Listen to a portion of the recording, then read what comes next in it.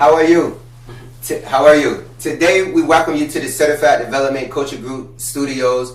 We're sitting here today with Mr. Robert Hurl, who's just been released from the Western Tidewater Regional Jail.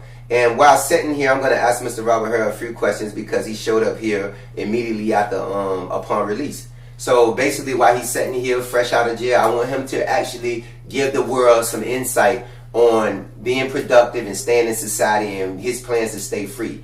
Starting out, I want to ask you, man, how do you feel that you're going to actually be productive and free in society for longevity and not just for today? Yeah. Well, to be honest, when I first got released, when my brother came and got me, when I first got released, to be honest with y'all, when we was leaving the bondsman, my plan was be like, you know what? He's tired. I done drained him, so I'm going to go to my mom's house and go to sleep. I really didn't have a plan. I knew I had a plan, but it was a bullshit plan because I said I'm going to cut hair. Where I go from there, I didn't have nowhere to go for real. But when he got in the truck and he kept riding, I said, okay. But when I got here, it was a surprise for me to do this, and I'm here doing it, so I just got to be real. I didn't really have a plan until he brought me into this, and I'm glad to be here because I know just holding on to him. Even before this even came along, I remember me and him in the cell in prison. And he's telling me all of this. And in my head, I'm looking at him like, okay, you gonna do all this? And he wasn't the first ones I seen come out and stuck to everything he said. And to have somebody like this, I see everything I need to do in him. And I know the energy that he's giving now is gonna flow on me. And I know he can't hold my hand. I refuse for him to hold my hand like a baby.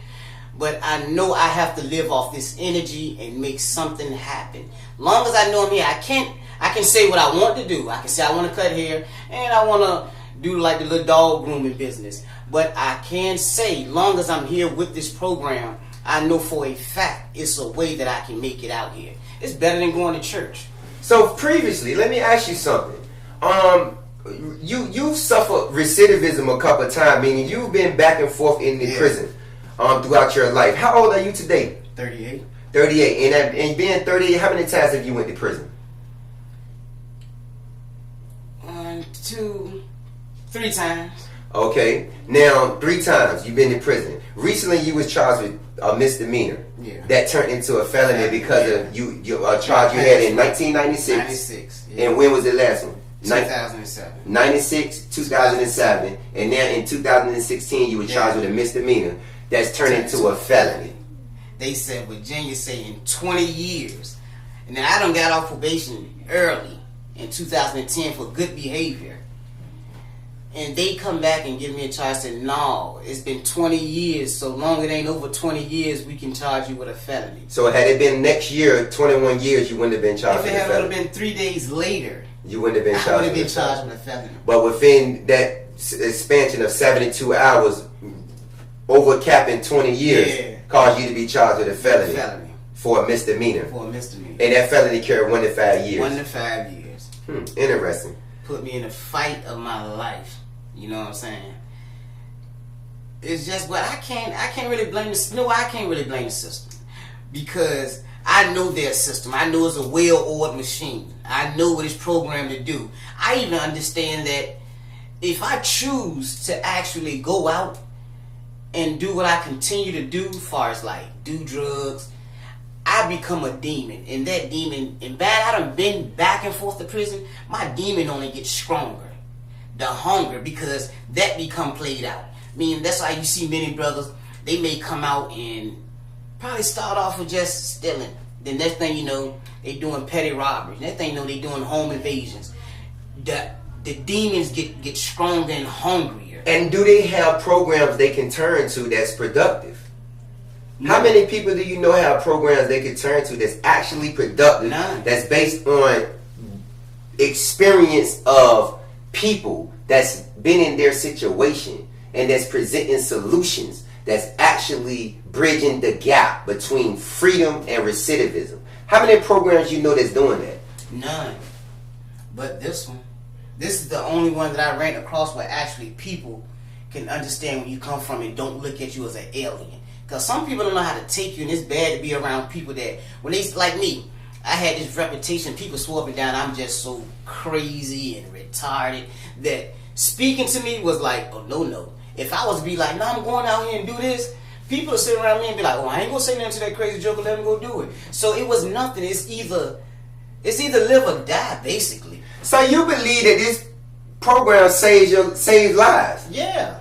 So if it's live or die and you come here and you can find life, you believe that this is a lifesaver? Yeah. Okay. And I'm asking you that because I know it saved my life. Yeah. It saved my life. This program is written straight from experience, straight empirical evidence. Yeah. Meaning what I did when I felt like I wanted to commit a crime. Yeah. What I did not to commit that crime. Yeah. The thoughts I revisited not to commit that crime. Yeah. I'm asked 1,000 times because of our relationship. You know what I'm saying? And I used to always be like, O is O, Rob is Rob. But I will go to heaven with him and share ice, and go to hell and share water with him. So I always was like, that's O, you know what I'm saying? So I'm asked 1,000 times, like, well, if all this is working, Rob, well, how come you ain't doing it with O?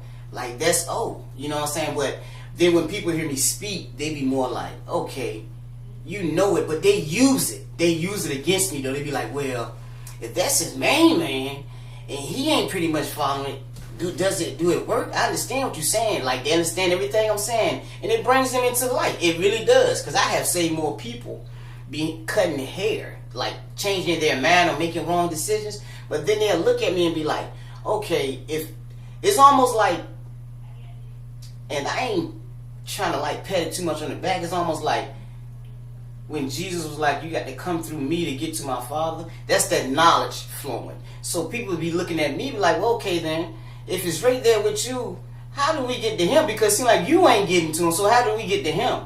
And then me, I'm more like, well, I don't know if he trusts you like that, so I ain't gonna let you too. I ain't gonna be the judge of that no more. It's like that I'm actually gonna follow it so it can flow right. If you can't get all that through me, because I'm quick to tell a person, I can give you the idea of how to get to him and make you and let him trust you. But you got to be sincere though, because he gonna be able to tell. He's gonna be able to tell if you are sincere. Yeah, and that comes from knowing my own mind. Yeah. When I have responded in maybe an insincere way, not ignoring the fact that response was an insincere way to respond based on behavior or whatever, so be it. See, this is the thing that really gets me about people in society that advocate programs for ex-felons. Yeah. When you don't understand the fight to not make a wrong decision based on the fact that you're not scared to make it, but you rather not make it simply because you developed a sense of empathy for the people that you're affecting. It's actually the real security that protects. That empathy allows you to bridge the gap between not caring and caring, not sharing and sharing. So when you learn that, you're able to actually revisit in any moment of frustration. You're able to revisit not your mentality, but your heart. Yeah.